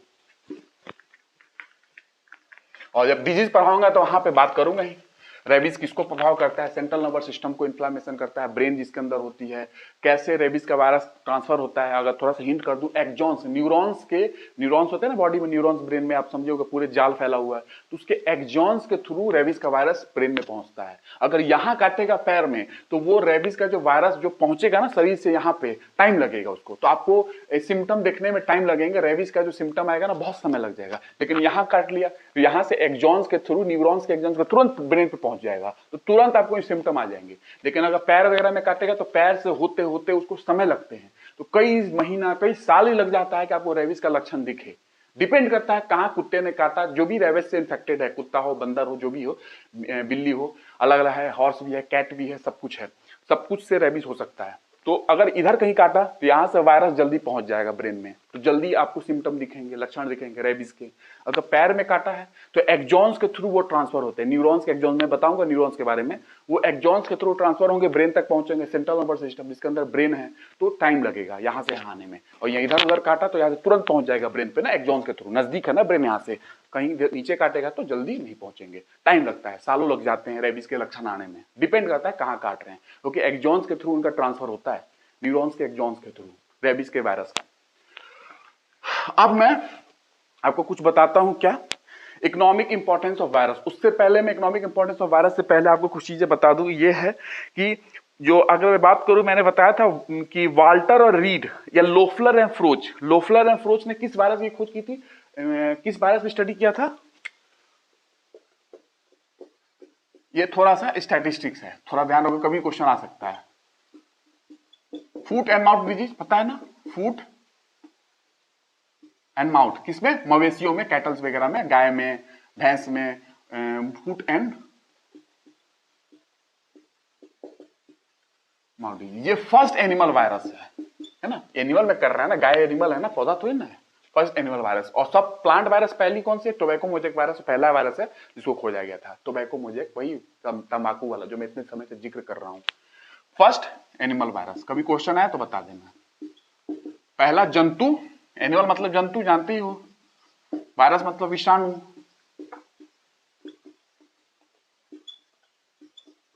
फर्स्ट मतलब प्रथम, इसका क्या हिंदी लिखूं मैं, फूट एंड माउथ डिजीज, पैर एंड मुंह का रोग, जो कैटल में होते हैं, गाय भैंस में, ये पहला एनिमल वायरस है। और प्लांट वायरस में टोबैको मोजेक वायरस आप समझ चुके हो, वो पहला प्लांट वायरस था जो प्लांट में खोजा गया था, तंबाकू के पौधे में खोजा गया था, ठीक है।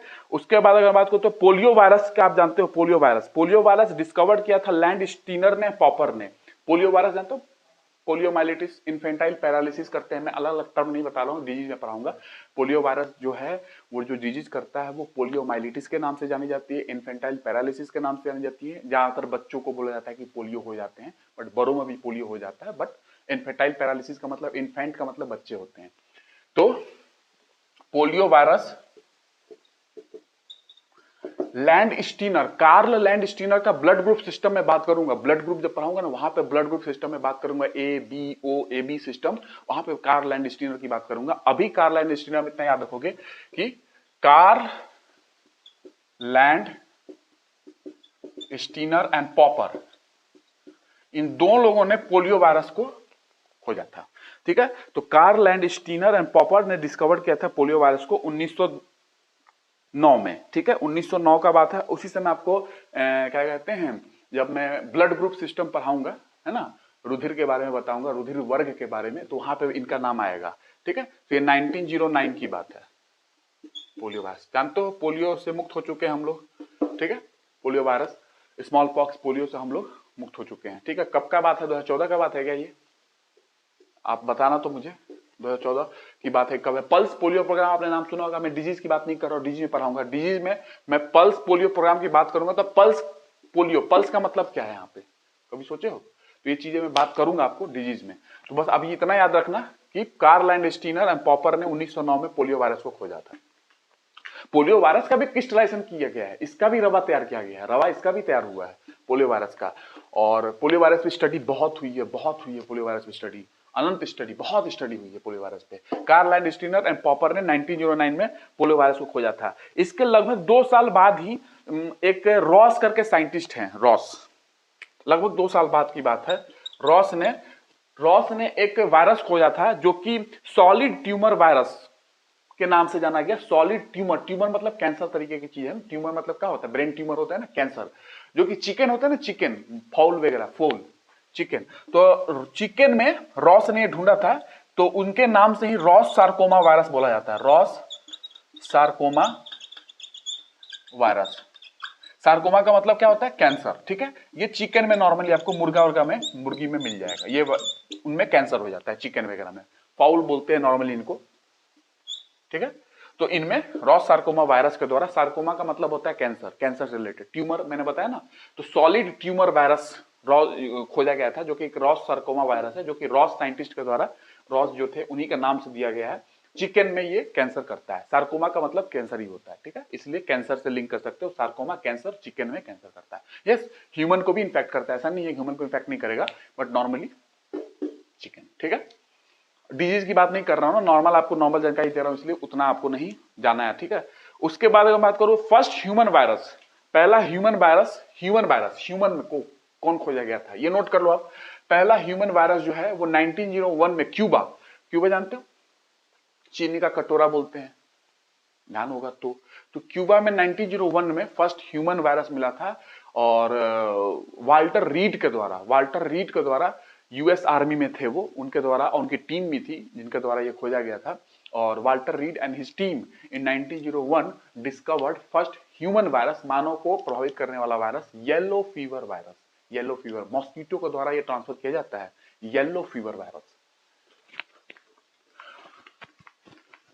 येलो फीवर वायरस ये फर्स्ट ह्यूमन वायरस है। ठीक है, तो first human virus yellow fever virus, किसके द्वारा? वाल्टर रीड और उनकी टीम, वही नहीं था सिर्फ, और टीम में कौन कौन थे आपको नहीं बताऊंगा, उतनी जरूरत नहीं है। Walter Reed and his team, उनकी टीम भी थी साथ में। इन्होंने क्या खोजा था? First human virus. First human virus कौन है? First human virus yellow fever virus. क्यों बोलते हैं येलो फीवर? मैं डिजीज में पढ़ाऊंगा येलो फीवर वायरस, क्योंकि यहां अगर मैंने बताने लगा तो फिर डिजीज ही हो जाएगी। डिजीज की क्लास नहीं है ये, ह्यूमन हेल्थ डिजीज नहीं है ये, नॉर्मल मैं आपको बता रहा हूँ। येलो फीवर वायरस कब की बात है? 1901, 1900। डेट नहीं पूछा जाएगा मे बी आपसे, बट 1901 में, ये 1901 में खोजा गया था। 1901 इन क्यूबा, क्यूबा, क्यूबा। ठीक है, और क्यूबा को क्या बोलते हैं आप जानते हो? तो first human virus yellow fever virus, mosquito से ट्रांसफर होता है, मच्छर से ही। ठीक है, और येलो फीवर की अगर थोड़ी जानकारी दे दूं, ब्राजील में अगर जा रहे हो ना, साउथ अमेरिकन कंट्री में, येलो फीवर वायरस की वैक्सीन नहीं लगी है तो आपको एंट्री भी नहीं मिलेगी वहां। बिना वैक्सीन का एंट्री नहीं है। इस वायरस की एंट्री तभी होगी, आप उस कंट्री में जाओगे ब्राजील वगैरह में, जब इस वायरस की वैक्सीन लगी होगी। जैसे कोरोना वायरस है ना, वैसे आज से नहीं, बहुत पहले से इस बात पे जोर दिया गया है वहां कंट्री में, बहुत फैलता है वहां पे, इसलिए तो बाहर के लोग जाते हैं तो इसकी वैक्सीन लगवानी पड़ती है। अगर नहीं लगी है तो एंट्री नहीं मिलेगी आपको उस देश में, क्यूबा क्या कहते हैं, ब्राजील वगैरह में। तो अब मैं आपको बताता हूं इकोनॉमिक इंपॉर्टेंस ऑफ वायरस। ठीक है, क्योंकि और भी चीजें हैं, थोड़ा सा और मैं बताते रहूंगा बीच में। इकोनॉमिक इंपॉर्टेंस ऑफ वायरस, ये बहुत इंपॉर्टेंट पोर्शन है। आप ये मत सोचना कि मैं कोरोना वगैरह की क्यों बात नहीं कर रहा हूँ, यहाँ कोरोना नहीं डाल रहा हूँ। अगर कोरोना मैंने पढ़ाना स्टार्ट किया तो शायद 1-1.5 घंटा लग जाएंगे, वो अलग से मैं कभी बता दूंगा, बट आपकी नॉर्मल अंडरस्टैंडिंग क्रिएट कर रहा हूँ वायरस से रिलेटेड। इकोनॉमिक इंपॉर्टेंस, आपको जितना लगता है कि सिर्फ बीमारी फैलाते हैं, तो वायरस की कितनी महत्व है, आर्थिक महत्व कितनी है, कितनी उपयोगी है, अभी देखते जाओ कितने उपयोगी हैं ये वायरस। आप सोच भी नहीं सकते हो कि वायरस कितने उपयोगी हैं। बेनिफिशियल वायरस भी होते हैं, लाभदायक वायरस भी होते हैं, और मैंने पिछली क्लास में बात किया था, लेकिन मैं लिख दूं थोड़ा बहुत ताकि आप लिख लोगे एग्जाम में। तो एक डिकैंथीलियम लैनोजिनोसम ग्रास है, आप ग्रास नहीं भी याद रखोगे तो भी चलेगा, लेकिन लिख देता हूं। पहला नंबर डिकैन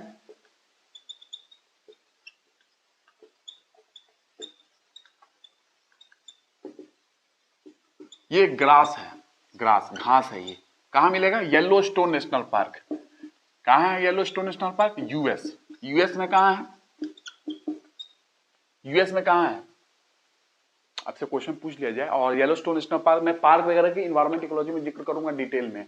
अगर मैं आपसे पूछ लूं येलोस्टोन नेशनल पार्क कहाँ है, तो आप बताओगे यूएस। यूएस में कहाँ है, तो इसकी बात अगर करोगे तो ये पहले पूछेगा बना कब, आप ये येलोस्टोन नेशनल पार्क बना कब। 1872 की बात है, 1 मार्च 1872 में ये यूएस कांग्रेस के द्वारा 1 मार्च 1872 में यूएस कांग्रेस के द्वारा, हाउस ऑफ रिप्रेजेंटेटिव्स, हाउस ने सुना होगा, यूएस काउंसिल के द्वारा, यूएस कांग्रेस के द्वारा ये एस्टैब्लिश की गई थी, ठीक है, बनाई गई थी 1 मार्च 1872 में यूएस कांग्रेस के द्वारा बनाई गई थी। और ये कहां है, तो ये व्योमिंग, व्योमिंग का नाम, मोन्टाना, आपने सुना आपने, व्योमिंग यूएस में कहा, किधर है, नॉर्थ वेस्ट है, इतना आपको नहीं जानना है, व्योमिंग एंड मोन्टाना, ठीक है, व्योमिंग मोन्टाना। इडाहो में भी बोला जाता है, इडाहो में भी इसका पोर्शन है, IDAHO। तो व्योमिंग में है, मोन्टाना में है, बड़ा है ना ये, आपको पता है, ओल्डेस्ट भी है, बड़ा भी है। तो व्योमिंग में है, नॉर्थ वेस्ट पोर्शन है व्योमिंग का, वहां पे है। एंड कुछ पोर्शन इसका मोन्टाना में भी है, एंड इडाहो, IDAHO, इस यहाँ पे ये येलोस्टोन नेशनल पार्क, ये प्लेस का नाम है यूएस में, यस। तो ये याद रखना, कभी क्वेश्चन पूछ लिया जाए। 1 मार्च 1872 यूएस कांग्रेस के द्वारा बनाई गई थी। आप जानते हो कि ये अमेरिका का भी, यूएस का भी ओल्डेस्ट है, और वर्ल्ड का भी ओल्डेस्ट माना जाता है नेशनल पार्क। लेकिन कभी आपसे अगर पूछ दिया जाए कि इससे भी पुराना कोई नेशनल पार्क है क्या, कुछ ऐसे नेचुरलिस्ट हैं जो ऐसा मानते हैं कि इससे भी पुराना नेशनल पार्क है विश्व में, कहाँ है, आपको बता देता हूं। इनफैक्ट आप लोगों को पता नहीं होगा कि आप लोग यही याद रखे होंगे, मे भी कभी आपसे पूछ लिया जाए कि कुछ नेचुरलिस्ट ऐसा मानते हैं कि इससे भी पुराना नेशनल पार्क है, जो कि आप वर्ल्ड का सबसे ओल्डेस्ट नेशनल पार्क मानते हो ये, तो इससे भी पुराना एक नेशनल पार्क है जिसको बोला गया है, और उसका जो नाम है मैं बता देता हूं, क्योंकि पता नहीं इन्वायरमेंट इकोलॉजी में लोग बताते हैं कि नहीं, मैं बता देता हूं आपको। बॉग्ड खान नेशनल पार्क कहां है ये, क्या नाम से क्या लग रहा है, कहां हो सकता है ये, BOGD, बॉग्ड खान नेशनल पार्क कहां हो सकता है, मंगोलिया में है ये, मंगोलिया, मंगोलिया में है ये नेशनल पार्क। कब बना है, इससे भी पुराना है, 1700 ये समय आप सोच लो, 1872 का ये बोला जाता है जो कि सबसे पुराना माना जाता है, लेकिन ये 1778 में बोला जाता है कि कुछ नेचुरलिस्ट के द्वारा ऐसा मानना है कि बोग्ड खान नेशनल पार्क जो है मंगोलिया में 1778 में बने हुए हैं। तो कभी क्वेश्चन पूछ ले कि ओल्डेस्ट है और इसका नाम आए और इसका नाम आ जाए, तो मे भी ऐसा डिमांड है कि शायद इसकी बात कही जा रही है कि इसको टिक मारा जाए, नहीं तो ऐसा नहीं करेंगे कॉन्ट्राडिक्शन। लेकिन कुछ नेचुरलिस्ट का ऐसा मानना है, कुछ प्राकृतिक वेत्ता का ऐसा मानना है कि ये सबसे पुराना है। लेकिन आप जो जानते हो, पूरी दुनिया जानती है, मैक्सिमम लोग, येलोस्टोन नेशनल पार्क 1 मार्च 1872 में बनी थी यूएस कांग्रेस के द्वारा, जो कि Wyoming and Montana north west portion में है, मोन्टाना साउथ के पास में पोर्शन में है, कुछ पार्ट मोन्टाना में है, कुछ पार्ट IDAHO इडाहो में भी है, ठीक है, ये नेशनल पार्क का पार्ट, ठीक है, किस प्लेस में है ये। और ऐसे नॉर्मली कोई पूछ दे तो यूएस में है, यूनाइटेड स्टेट में है, ठीक है। तो ये एक आप जानोगे कि हाँ, तो ये क्या है, मैंने क्या बताया कि ये अभी मैं इसको रब कर देता हूँ, इसको नोट कर लेना, ठीक है, ये तो पक्का नोट कर लेना, ये तो बहुत इंपॉर्टेंट है, ये कभी पूछ ले तो बता लेंगे, ठीक है। तो क्या है डिकैथीलियम लैनोजिनियोसम नेशनल, क्या कहते हैं ये ग्रास का, क्या है ये, क्या मैं बताना चाहता हूं यहाँ पे, तो यहाँ पे ये बताना चाहता हूं कि ये जो ग्रास है डिकैथीलियम लैनोजिनोसम ग्रास जो है, डिकैथीलियम लैनोजिनोसम जो ग्रास है, इस ग्रास में आपको फंगस, कवक जो होते हैं ना, कवक, फंगस प्लस वायरस, यहाँ पे वायरस का रोल देखो दिखा, वायरस फंगस के अंदर रहता है, वायरस फंगस के अंदर रहता है, यहीं पे मल्टीप्लाई करता है, ये दोनों आप इस ग्रास में मिलेंगे आपको। और इसके चक्कर में आपको, आप जानते हो कि जियोथर्मल वेंट्स वगैरह बहुत है, कहाँ पाया जाता है ये, येलोस्टोन नेशनल पार्क, आपको पता है हॉट स्प्रिंग जियोथर्मल वेंट्स वगैरह बहुत है येलोस्टोन नेशनल पार्क में, क्योंकि वहाँ के जो टेक्टोनिक प्लेट्स वगैरह हैं वो अलग बात है, वो उतना डिटेलिंग में मैं नहीं जाऊंगा, हाँ जरूर नॉर्थ अमेरिका में जब मैं आऊंगा ज्योग्राफी में तो जरूर बताऊंगा आपको। फंगस वायरस इसके अंदर रहती है, और ये दोनों के दोनों आपको इस ग्रास में मिल जाएंगे। इसके चक्कर में ये हाई टेम्परेचर पे ये ग्रास सर्वाइव करता है, high temperature and acidity, high temperature acidity पे ग्रास सर्वाइव करता है, ड्यू टू ये एक एसोसिएशन है, सिम्बायोटिक एसोसिएशन है, फंगस वायरस फंगस के अंदर रहता है, वायरस फंगस के अंदर रहता है, कवक के अंदर, और ये दोनों के दोनों इस ग्रास के अंदर रहते हैं, जिसके कारण ये ग्रास, ये जो घास है, हाई टेम्परेचर हाइड्रोथर्मल जो क्या कहते हैं थर्मल स्प्रिंग्स जो होते हैं, हॉट स्प्रिंग्स जो होते हैं, वहां ये सर्वाइव करता है। ठीक है, इतने हाई टेम्परेचर पे सर्वाइव करता है। एसिडिटी भी ज्यादा हो तो भी सर्वाइव करेगा ड्यू टू वायरस। वायरस ये इसको पोटेंशियल प्रदान करता है कि आप इतने हाई टेम्परेचर पे सर्वाइव करोगे। तो ये वायरस की खासियत देखो, ये वायरस के चक्कर में ही ये ग्रास सर्वाइव कर रहा है इतने हाई टेम्परेचर पे। ठीक है, तो एक आपको इकोनॉमिक इंपॉर्टेंस पता चला। ठीक है, डिकैंथीलियम लैनुजिनोसम ग्रास, आप नॉर्मली ग्रास याद कर लोगे, उसके अंदर फंगस और वायरस का एक सिम्बायोटिक एसोसिएशन है, एक गठबंधन है दोनों का, जिस गठबंधन के कारण ग्रास को यह फायदा होता है कि हाँ इस टेम्परेचर पे आप, हाई टेम्परेचर पे आप सर्वाइव कर जाओगे। जो आप जानते हो कि जियोथर्मल एरियाज वगैरह बहुत है येलोस्टोन नेशनल पार्क में जहां ये ग्रास पाया जाता है, जहां ये घास पाया जाता है। ये पहला चीज आप याद रखोगे। उसके बाद मैं दूसरा चीज बताऊं, थोड़ा सा टेक्निकल है, ध्यान रखना, जो नहीं समझ में आएगी मैं आगे टर्म बता दूंगा। पैरासिटोइड वास्प, ये एक वास्प है, ये है वास्प, ये अंडा देता है, लेज इट्स एग, अंडा देता है। कहां देता है अंडा? इंसेक्ट में देता है। कैटरपिलर होता है ना, कैटरपिलर, कैटरपिलर में ये जो वास्प है, ये वास्प क्या देता है? छोटे जीव ही होते हैं। ये अंडा अपना कहां देता है? एक इंसेक्ट, एक कीट में देता है, कैटरपिलर में अंडा। लेकिन क्या करता है, जब ये अंडा देता है ना, तो ये वास्प इसके साथ साथ एक वायरस को भी, नॉर्मल आप समझ लो, एक वायरस को भी ट्रांसफर करता है। कहां पे? इस इंसेक्ट में, साथ में। इसके अंदर ही वायरस की जीनोम है, जेनेटिक कोड इसके अंदर वायरस के अंदर है, वायरस की जेनेटिक कोड इसके अंदर है। साथ में जैसे ही ये ट्रांसफर करेगा एग, उसके साथ वायरस का भी जेनेटिक कोड जाएगा, और वायरस का जीन जो है, जो जेनेटिक कोड गया है, वो जीन कुछ प्रोडक्ट बनाएगा, कुछ केमिकल्स बनाएगा। उसके कारण इसका कैटरपिलर का, इंसेक्ट का जो इम्यूनिटी है ना, वो सप्रेस हो जाएगा। तो सप्रेस हो जाएगा तो क्या होगा, ये एग जो डाला है ना वास्प, इसके अंदर एग जाएगी, वहां डेवलप होगी, वहां एग में लार्वा निकलेंगे, है ना, वो आसानी से हो जाएगा। ये रिजेक्ट नहीं कर पाएगा इंसेक्ट। क्यों? क्योंकि इसकी इम्यूनिटी को सप्रेस कर दिया गया है, कम कर दिया गया है। प्रतिरोधक क्षमता जो है ना इस इंसेक्ट की, कैटरपिलर की जो प्रतिरोधक क्षमता है, जैसे हमारी इम्यूनिटी है वैसे इसकी भी इम्यूनिटी होगी। ये वायरस जब गया ना, ये वायरस और एग दोनों के दोनों इसके अंदर डाला, ताकि एग इसके अंदर सर्वाइव करे, ग्रो करे वहां पे, और वहां से आपके लार्वा वगैरह निकलेंगे एग से। लेकिन ये वायरस क्या हुआ कि ये एग तभी इसके अंदर सर्वाइव करेगा जब ये वायरस इसकी इम्यूनिटी को डाउन कर दे, तभी ये एग इसके अंदर सर्वाइव कर पाएगा और वहां पे ग्रो करेगा। तो ये वायरस के कारण ही पैरासिटोइड वास्प का एग इसके अंदर ग्रो कर पाता है, क्योंकि वायरस का जो जेनेटिक जीन है ना, जीन, वो कुछ ऐसे प्रोडक्ट बनाता है जो इसके कारण उत्पाद बनाता है, जो केमिकल्स बनाते हैं, जिसके कारण इसकी इम्यूनिटी सप्रेस हो जाती है, कम हो जाती है, और ये एग को रिजेक्ट नहीं कर पाता है, और एग इसके अंदर सर्वाइव करती है, वहां पे ग्रो करती है। तो किसके लिए फायदेमंद है वायरस? वायरस इसके लिए फायदेमंद है, लेकिन इसके लिए फायदेमंद नहीं है वायरस। वायरस इसकी एक को यहां पर सर्वाइव करा रहा है, तो वायरस इसके लिए फायदेमंद है, इसके लिए फायदेमंद नहीं है। लेकिन फायदेमंद हुआ ना, तो ये ध्यान रखना। मैं टेक्निकल चीज को आपको आसानी वे में बताया हूं। पैरासिटोइड वास्प वगैरह का आपको सुनना होगा जानकारी, वैसे आपको इतना टेक्निकल नहीं पढ़ाना चाहिए मुझे, फिर भी मैं आपको इकोनॉमिक इंपॉर्टेंस पढ़ा रहा हूं। लिखोगे एग्जाम में तो आपको एग्जामिनर भी कहेंगे कि हाँ वायरस की कुछ बताया है इसने जानकारी, वाकई। ठीक है, उसके बाद अगर मैं बात करूं तो जैसे कि तीसरा नंबर अगर लिखना है, तीसरे नंबर पे लिख लो, इसको मिटाता हूं मैं, ठीक है, ये नोट कर लेना, ठीक है। डिकैंथीलियम लैनुजिनोसम ग्रास है, parasitoid wasp. Wasp caterpillar type के होते हैं, छोटे होते हैं, और ये अपना अंडा इस कैटरपिलर में, इंसेक्ट के जो होता है ना, कैटरपिलर आपने सुना होगा, सिल्क वॉर्म वगैरह है, सिल्क मॉथ होता है ना, सिल्क वगैरह मैं बताऊंगा। तो इतने लंबे आपने देखा होगा कैटरपिलर, उसके अंदर ये अपना एग डाल देगा, वहां पे एग इसकी ग्रो करेगी, वहां इसकी, तो वो ग्रो इसलिए करते हैं क्योंकि वायरस उसकी इम्यूनिटी को डाउन कर देता है, तो वो रिजेक्ट नहीं कर पाता है इसकी एग को, है ना, इसकी पैरासिटोइड वास्प की एग को। अब मैं तीसरा बता रहा हूं,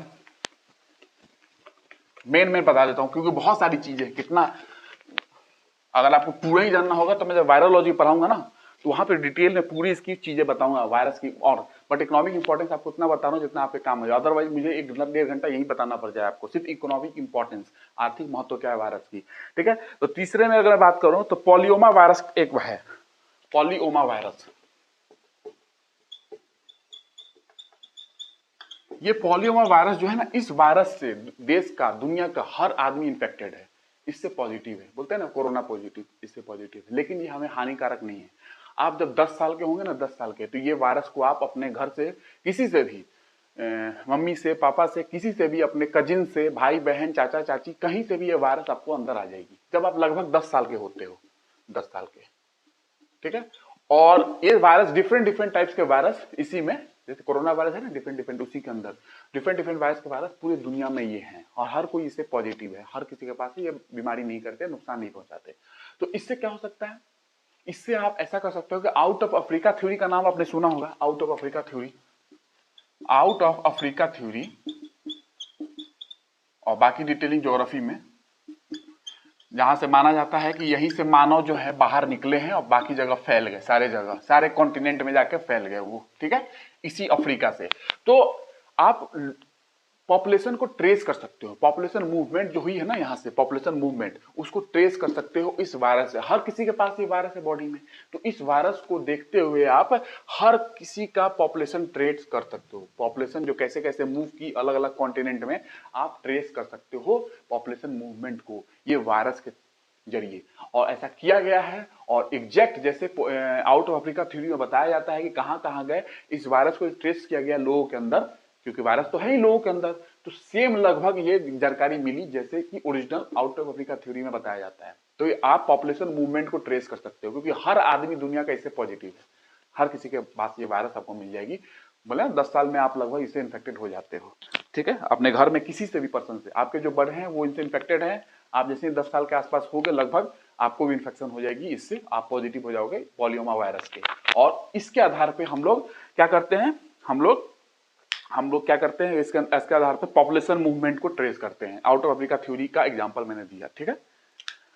सेम इस वायरस को भी ट्रेस करोगे तो सेम जो आउट ऑफ अफ्रीका थ्योरी की आप लाइन देखोगे अलग अलग कॉन्टिनेंट में, इससे भी वही लाइन बनती है जहां जहां ये लोग गए हैं, लोग यहां से निकल के, ठीक है। तो एक तीसरा हो गया, ये आप ध्यान रखोगे, पॉलियोमा वायरस जो है ये आप पॉपुलेशन मूवमेंट को ट्रेस कर सकते हो, ठीक है। ये बहुत इंपॉर्टेंट चीज है।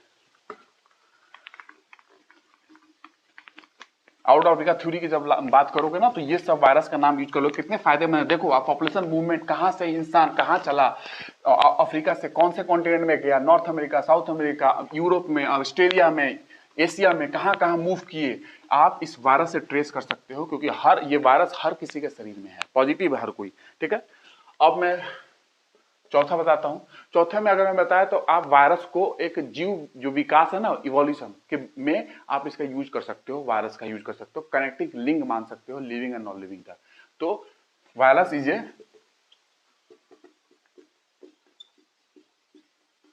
कनेक्टिंग लिंक बिटवीन लिविंग, इसका मतलब क्या है, लिविंग एंड नॉन लिविंग, मतलब कि ये बीच की सेतु है, लिविंग नॉन लिविंग, जीव और निर्जीव के बीच की सेतु है वायरस। मतलब अब विकास की प्रक्रिया जो हुई है ना, इवोल्यूशन, उस दौरान आप वायरस को देख सकते हो कि ये लिविंग और नॉन लिविंग बीच की कड़ी है। नॉन लिविंग था पहले, और ये फिर जाके सेल इसके बाद बना, वायरस के बाद, और उसके बाद फिर सेल के बाद आप पूरे ऑर्गेनिज्म आप देखते हो जीव बन गए। तो ये वायरस और लिविंग और नॉन लिविंग बीच की कड़ी मानी जाती है। आप विकास की प्रक्रिया में आप इसका यूज कर सकते हो कि कैसे इवोल्यूशन हुए होंगे, ठीक है। तो ये सेल से पहले आए हैं, कोशिका से पहले आए हैं वायरस, ठीक है। ये हो गई पांचवा, यहां यूज कर सकते हो, आपके लिए फायदेमंद है। तो कनेक्टिंग लिंक है, सेतु है बीच की, ठीक है। उसके बाद अगर बात करूं तो बैक्टीरियोफाज की बात करते हैं, बैक्टीरियोफाज।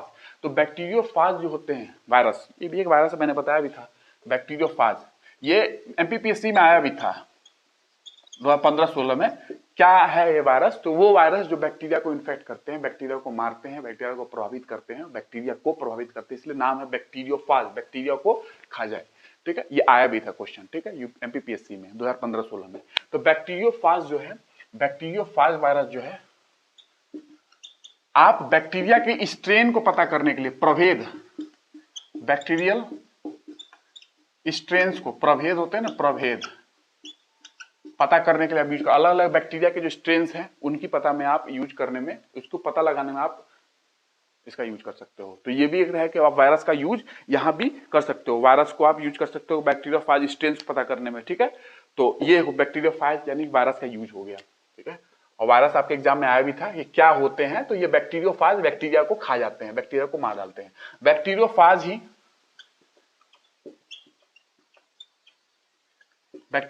ही वो वायरस है जो कि गंगा नदी में जो जितनी भी पॉल्यूशन है, जो पॉल्यूशन हो चुकी है और जो पहले से है, ये गंगा नदी में प्रचुर मात्रा में बैक्टीरियोफाज वायरस पाए जाते हैं, प्रचुर मात्रा में। इसके कारण जो गंगा नदी में कोलेरा का बैक्टीरिया होता है, जो कोलेरा करता है, विब्रियो कोलेरे, ये बैक्टीरिया हो गए और डिफरेंट जो बैक्टीरिया है, ये बैक्टीरिया ये वायरस के चक्कर में मारे जाते हैं, उनको नष्ट कर देता है ये बैक्टीरिया। इसीलिए गंगा नदी का पानी स्वस्थ माना गया है कि सदियों तक रख लो बोतल में भर के, समय कितने समय तक खराब नहीं होता है, क्योंकि ये वायरस से उसके अंदर जो बैक्टीरिया होते हैं गंगा नदी में, क्योंकि गंगा नदी में ये वायरस जो है बहुत पाया जाता है, ठीक है। तो इससे पानी हमारा स्वस्थ रहता है, खराब नहीं होता, ठीक है, ऐसा माना जाता था और है भी। तो ये बैक्टीरियोफाज वायरस, अब कुछ लोग पूछते हैं कि बैक्टीरियोफाज वायरस कहाँ आया, कहाँ से आया, तो इसकी कहानी अगर जाननी है तो आपको फिर चलना पड़ेगा गोमुख हिमालय पे चलना पड़ेगा। हिमालय पे आप जानते हो कि तेथिस सी था पहले, तेथिस सी, और आप जानते हो कि जो प्लेट है यूरेशियन प्लेट और टकराई इंडियन प्लेट, दोनों टकराने के बाद तेथिस सी के जो मलबे थे, सेडिमेंट्स थे, वो अपलिफ्ट हुए तो उसके अंदर ये हिमालय बनी। तो आपको जानते हो कि अपलिफ्टमेंट में जब हिमालय बनी है तो इस तेथिस सी में जो सेडिमेंट्स थे, कहीं ना कहीं यहाँ पे ऐसा माना जाता है कि वायरस वगैरह बहुत थे, बैक्टीरियोफाज, और सारे के सारे वायरस इस परमाफ्रॉस्ट जो है ग्लेशियर का जो बर्फ जमा हुआ है इसके अंदर ट्रैप हो गए सारे। और जैसे जैसे गलती रहती है परमाफ्रॉस्ट तो पानी निकलते रहते हैं, उससे थ्रू ये बैक्टीरियोफाज वायरस वहां से आते रहते हैं, गंगा नदी में आते रहते हैं, ठीक है। इस शॉर्ट में मैंने आपको बता दिया।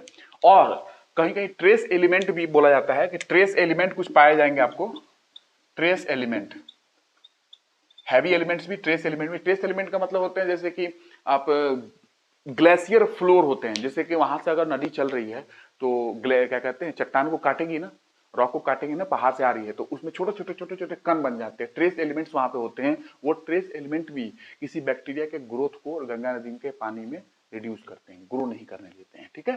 तो ऐसा भी है ट्रेस एलिमेंट, बट अब बैक्टीरियोफाज का लोग ज्यादा जानते हैं। ट्रेस एलिमेंट जो है, जो कि मैंने बताया कि छोटे छोटे कण जो है, फाइन ग्रेन पार्टिकल जो है, जो कि ग्लेशियर फ्लोर के नाम से जाने जाते हैं, जो कि वहां से कटते हुए आ रहे हैं पानी के थ्रू, उसमें ट्रेस एलिमेंट होते हैं, हमारे लिए हानिकारक भी होते हैं, हैवी एलिमेंट्स भी होते हैं।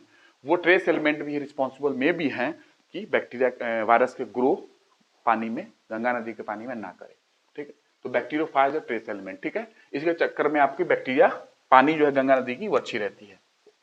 ये भी कहते हैं, कुंभ मेला में एक्सपेरिमेंट किया गया था, कुंभ मेला में तो नहाने से पहले जब जो लोग बहुत नहाने जाने वाले हैं और नहाने के बाद किया गया था उसमें, तो देखा गया था कि नहाने के बाद बीओडी का लेवल, बायोलॉजिकल ऑक्सीजन डिमांड का level, biochemical oxygen demand, biological oxygen demand, ये दोनों टर्म है, मैं बताऊंगा कौन ज्यादा सही है। बीओडी का लेवल, सीओ2 का level, COD chemical oxygen demand का लेवल, उसके बाद अगर बात करूं कुछ आयंस का लेवल, टीडीएस का लेवल, टोटल डिजॉल्व सॉलिड का लेवल, ये लेवल बढ़ जाते हैं, ठीक है। लेकिन डिजॉल्व ऑक्सीजन का लेवल कम हो जाता है स्नान के बाद, कुंभ मेला में ऐसा चेक किया गया था, ठीक है। डिजॉल्व ऑक्सीजन का लेवल कम हो गया, लेकिन ये सारे जो मैंने बताया आपको, टीडीएस का लेवल, बीओडी का लेवल, सीओडी का लेवल, कुछ आयंस का लेवल, ये बढ़ जाता है ऊपर, इसका लेवल बढ़ जाता है, लेकिन डिजॉल्व ऑक्सीजन का लेवल कम हो जाता है। इसका मीनिंग क्या होता है एनवायरमेंट इकोलॉजी में समझाऊंगा, ठीक है। ये सब एक्सपेरिमेंट हुए थे 2013 में कुंभ मेला में, उतना नहीं बता रहा हूं क्योंकि जरूरत नहीं है, ठीक है। 7 बैक्टीरियोफाज ट्रेस एलिमेंट, फिर भी मैंने हिंट कर दिया आपको, तेथिस से लिंक करते हुए सब कुछ क्यों है। तो ये हो गया बैक्टीरियोफाज और ट्रेस एलिमेंट के कारण ये आपको मिल जाएगा। उसके बाद ये वायरस जो होते हैं, virus is used as a, virus का उपयोग, विषाणु का उपयोग, आप हिंदी में लिख लेना, सब कुछ सिंपल है, यहां लिख दिया, स्ट्रेन्स का मतलब प्रभेद है, आप समझ जाओगे। Virus is used in genetic engineering,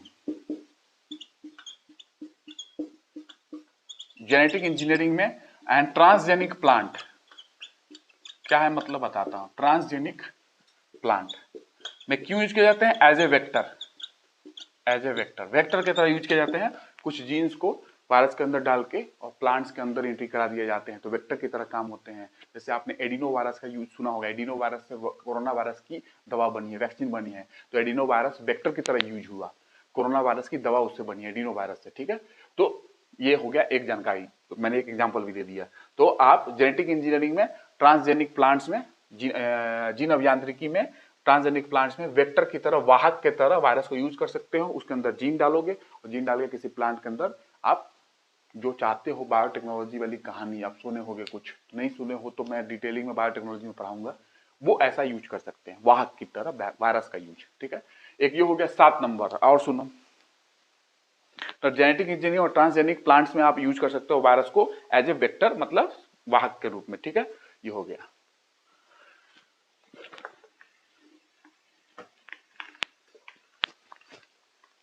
8 number बताऊं तो 8 नंबर ये है कि जो बैक्टीरियोफाज है, ये जो है जीवाणु, जो कुछ मृदा में, सॉइल में जो हानिकारक बैक्टीरिया होते हैं, हानिकारक बैक्टीरिया जो होते हैं ना, हार्मफुल बैक्टीरिया,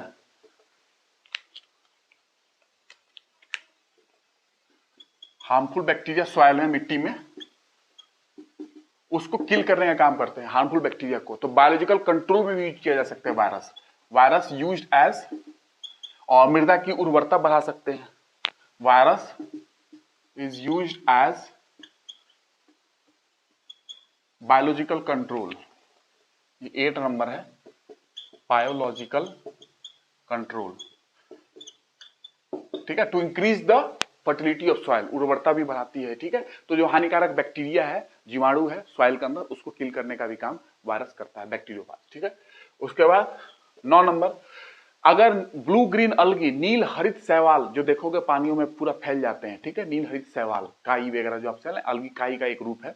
तो नील हरित शैवाल को अगर खत्म करना है किसी ओशियन में, कहीं जल प्रणाली में अगर फैल गए हैं वाटर सिस्टम में, तो वहां पे आपको साइनोफेज, एक वैसा वायरस है जो इसको खत्म कर देगा, नष्ट कर देगा पूरा, साइनोफेज,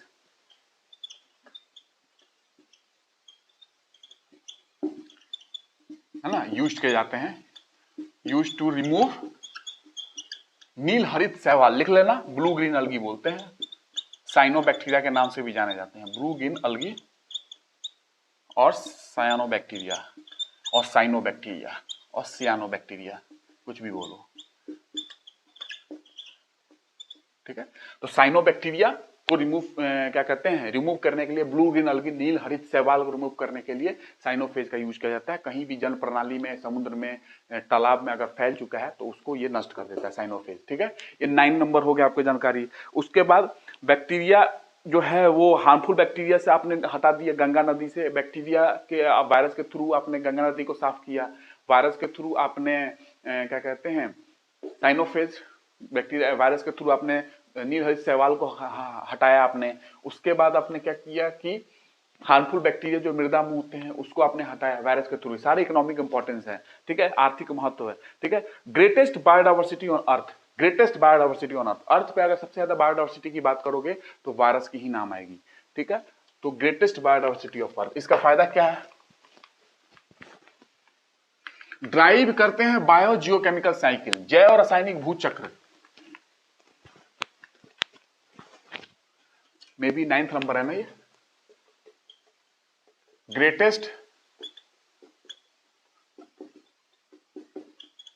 बायोडाइवर्सिटी, जैव विविधता ऑन अर्थ। अब ये मत बताना कि लिविंग है नॉन लिविंग है, यहां मत ज्यादा ध्यान लगाना, मैंने सब कुछ समझाया। आप greatest biodiversity on earth drive करते हैं क्या, बायो जियो केमिकल साइकिल, क्या है ये, जैव भू रासायनिक चक्र। नाम सुना होगा ना आपने, बायोलॉजी में, एनवायरमेंट इकोलॉजी में पढ़ाऊंगा, ज्योग्राफी में मैं पढ़ाऊंगा, वहां पे यूज करूंगा। Nitrogen cycle, sulphur cycle, phosphorus cycle, oxygen cycle, water cycle, ये सारी साइकिल है ना, तो उसमें ये बहुत बड़ा रोल निभाते हैं। जो ओशियन के अंदर जो कार्बन एब्जॉर्ब हो रही है ना, आपने कार्बन सिक्विस्ट्रेशन का नाम सुना होगा, सुना है आपने। और जो ओशियन में, और क्या कहते हैं, एटमॉस्फेयर और ओशियन के बीच में जो कार्बन का एक्सचेंज है, उसमें भी मरीन मरीन जो वायरस है बहुत बड़ा रोल निभाते हैं।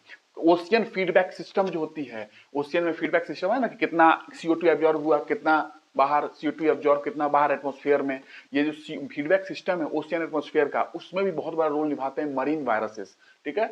तो ये बायोजियोकेमिकल साइकिल में बहुत बड़ा रोल है, और अर्थ वर्क कर रही है, जो अर्थ वर्क कर रही है बिकॉज ऑफ वायरसेस, क्योंकि जो CO2 है जो ओशियन के अंदर एब्जॉर्ब हो रही है ड्यू टू दिस, ये भी बहुत बड़ा रीजन है उसके, आप समझ रहे हो, और भी कारण है, बट वायरस की बात कर रहा हूं तो यहाँ पे वायरस की ही बात करूंगा ये, क्योंकि और बातें मैं ज्योग्राफी में और बायोलॉजी इन्वायरमेंट में करूंगा।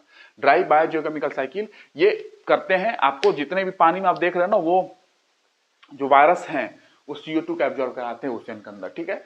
और बायोजियोकेमिकल साइकिल का रोल निभाते हैं ये भू जैव रासायनिक चक्र, ठीक है। चक्र समझते हो ना, CO2 का निकलना, अंदर जाना, कार्बन सिक्विस्ट्रेशन का नाम सुना होगा आपने, रोल निभाते हैं ये, ठीक है। और फीडबैक सिस्टम मैकेनिज्म जो होती है, मैं बताऊंगा फीड मैकेनिज्म क्या होती है। वो ओशियन एटमॉस्फेयर के बीच में कितना ओशियन एटमॉस्फेयर से ऑक्सीजन कार्बन डाइऑक्साइड समुद्र में, और समुद्र से कितना कार्बन डाइऑक्साइड ओशियन में, फीडबैक मैकेनिज्म में कम ज्यादा कहाँ हुआ तो कहाँ जाना है कहाँ नहीं जाना है, उसमें भी बहुत बड़ा रोल निभाती है ये। क्लाइमेट चेंज में भी बहुत बड़ा रोल है इनका। आप सोचे नहीं होंगे कि क्लाइमेट चेंज में रोल हो सकता है। यस, CO2 क्लाइमेट चेंज के लिए रिस्पॉन्सिबल है, और ये CO2 को ओशियन में ट्रैप कर रही है, तो क्लाइमेट चेंज में रोल है ना। अब रोल वो कैसा है, बढ़ाने वाला है कि कम करने वाला है। आपको यहाँ लग रही है CO2 ओशियन के अंदर ये एब्जॉर्ब करा रही है, तो यहाँ पे CO2 एब्जॉर्ब हो रही है तो क्लाइमेट चेंज को कम करेगी, है ना, ग्लोबल वार्मिंग को कम इफेक्ट डालेगी।